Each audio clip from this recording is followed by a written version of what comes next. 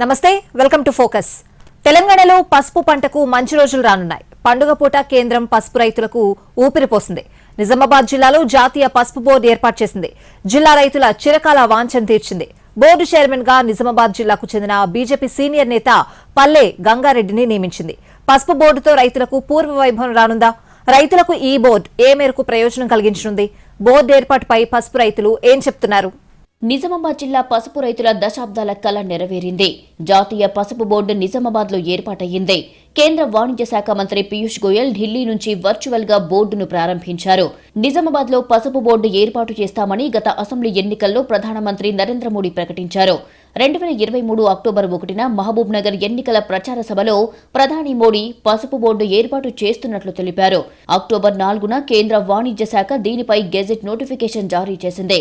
అయితే బోర్డు ప్రధాన కార్యాలయాన్ని ఎక్కడ ఏర్పాటు చేసేది అందులో పేర్కొనలేదు. తాజాగా నిజామాబాద్ కేంద్రంగా పసుపు బోర్డు ప్రారంభించడం, జిల్లాకు చెందిన వ్యక్తికి చైర్మన్ పదవి వరించడం పట్ల రైతులు, బీజేపీ శ్రేణులు హర్షం వ్యక్తం చేస్తున్నాయి.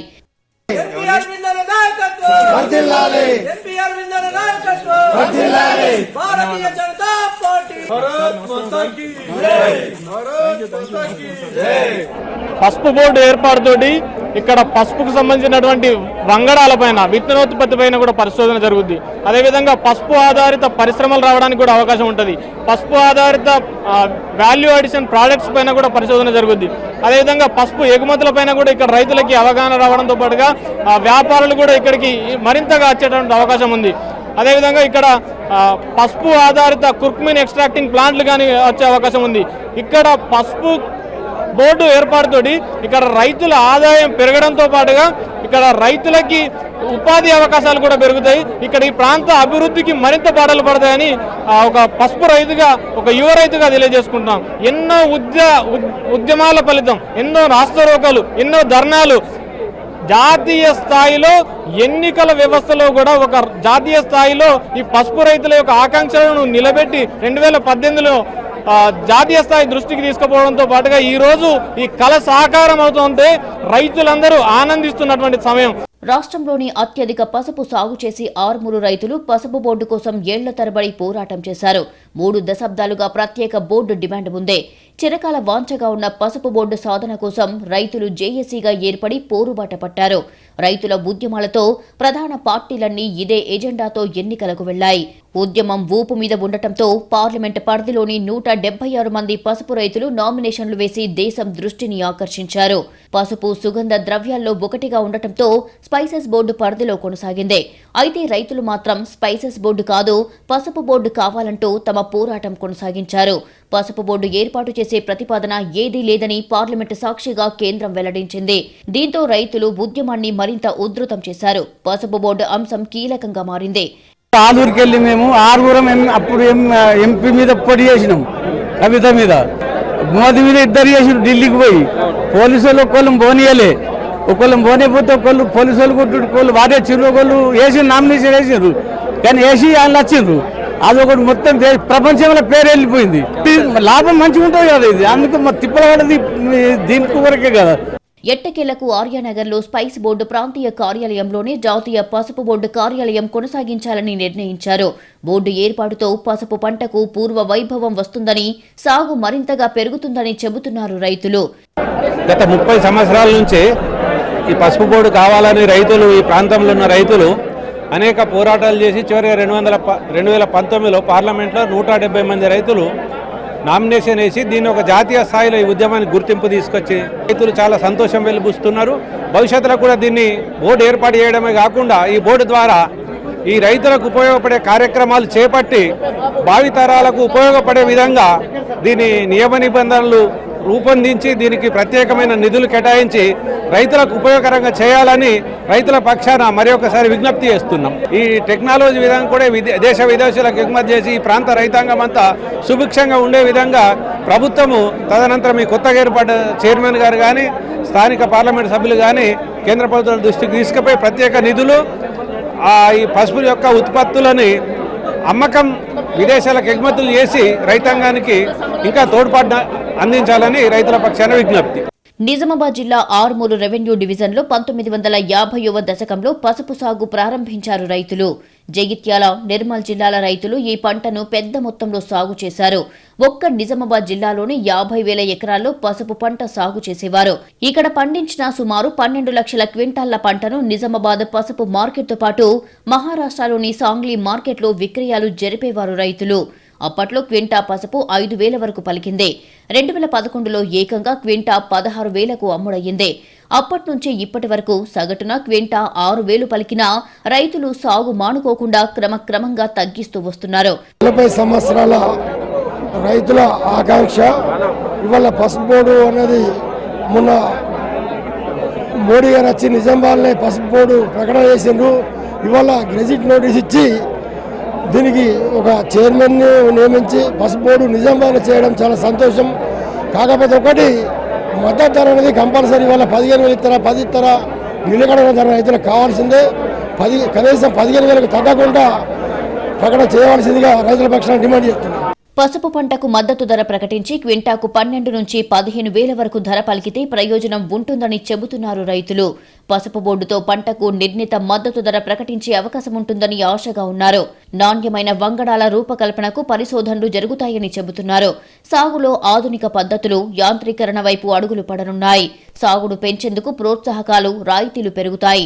మార్కెటింగ్ సౌకర్యం వృద్ధి చెందుతుంది.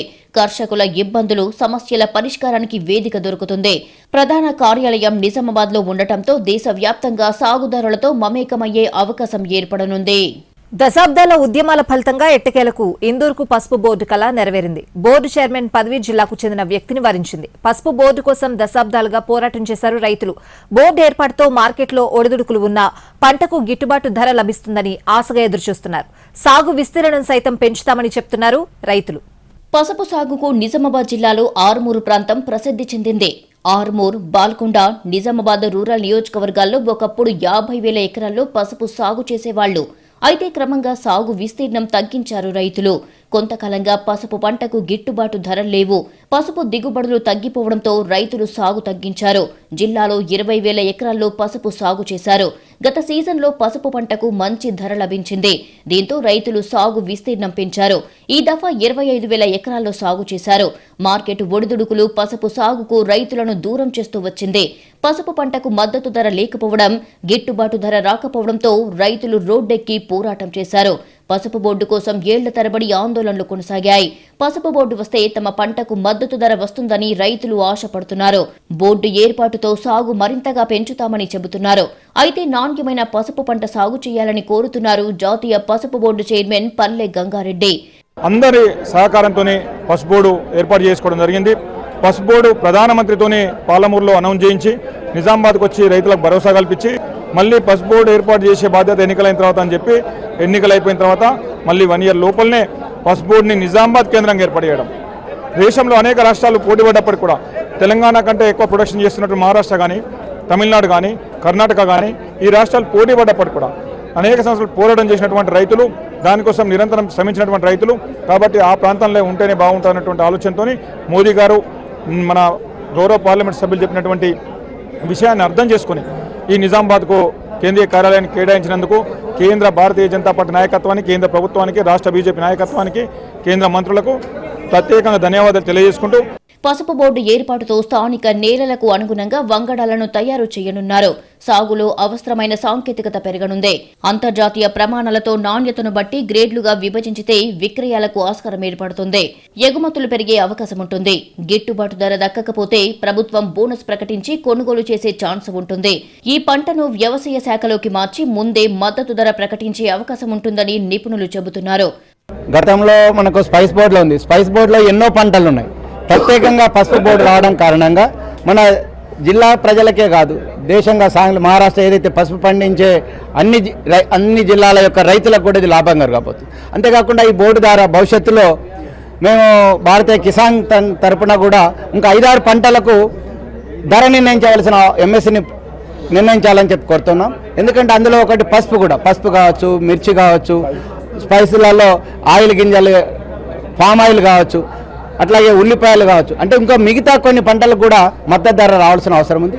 అయితే ఈ బోర్డు వచ్చిన కారణంగా మనకు ఒక సంతోషం ఏంటంటే రేపు ధరలు పతనమవుతున్నప్పుడు ఒక బోర్డు ద్వారా ఒక ధర నిర్ణయం ప్రకటించి కేంద్ర ప్రభుత్వం యొక్క ఏదైతే రాష్ట్ర ప్రభుత్వం కేంద్ర ప్రభుత్వాలు అగ్రి ఇంటర్వెన్షన్ స్కీమ్ ఏదైతే ఉందో మద్దతు ధర పడిపోయినప్పుడు దీన్ని కూడా మద్దతు ధర ప్రకటించే అవకాశం ఉంది. అందరి యొక్క కృషి వల్ల ఈరోజు పసుపు బోర్డు ఏర్పాటు చేయడం జరిగింది. ఈ పసుపు బోర్డు ఏర్పాటు చేయడం వల్ల రైతులకు చాలా ఉపయోగం ఉంది.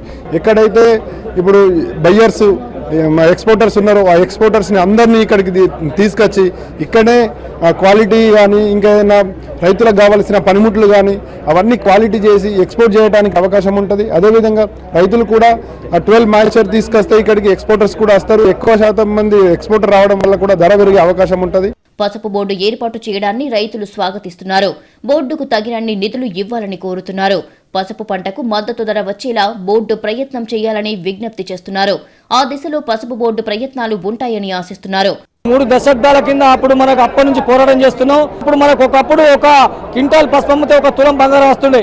ఇప్పుడు అటువంటిది ఈ మధ్యలో కనీసం 1 మాసం కూడా రాకుండా అయిపోయింది. పంటలకు పెట్టుబడి కూడా రాకుండా పోయింది. మేము ఎరువులు వస్తే ఒక్కొక్క లారీ వస్తే లారీకి ఒక 25-30 వేలు అవుతుంది. అది కూడా రాలేదు. రాకపోతే మేము తగ్గించినాం. 4-5 ఎకరాలు వేసే రైతులు ఇప్పుడు 20 గుంటలు 30 గుంటలు ఎక్కువ వచ్చింది. దీన్ని ఇప్పుడు ఈ పసుపు బోర్డుతోటి ఎగుమతులతోటి మాకు రేటు పెరుగుతుంది. కాబట్టి ఇప్పుడు మేము ఈ రాను 2 ఎకరాలు 3 ఎకరాలు 5 ఎకరాల ఈ పసుపు పండిస్తామని రైతులు మేము అనుకుంటున్నాం. 40 సంవత్సరాల రైతుల ఆకాంక్ష. ఇవాళ పసుపు బోర్డు అనేది మొన్న మోడీ గారు వచ్చి నిజామాబాద్లో పసుపు బోర్డు ప్రకటన చేసిండ్రు. ఇవాళ గెజిట్ నోటీస్ ఇచ్చి దీనికి ఒక చైర్మన్ని నియమించి పసుపు బోర్డు నిజామాబాద్లో చేయడం చాలా సంతోషం. కాకపోతే ఒకటి మద్దతు ధర అనేది కంపల్సరీ ఇవాళ 15,000 ఇస్తారా 10 ఇస్తారా నిలకడైన ధర రైతులకు కావాల్సిందే. కనీసం 15,000కు తగ్గకుండా ప్రకటన చేయవలసిందిగా రైతుల పక్షాన డిమాండ్ చేస్తున్నారు. మొత్తానికి పసుపు పంటకు పూర్వ వైభవం వస్తుందని, పచ్చ బంగారం మెరుస్తుందని భావిస్తున్నారు రైతులు.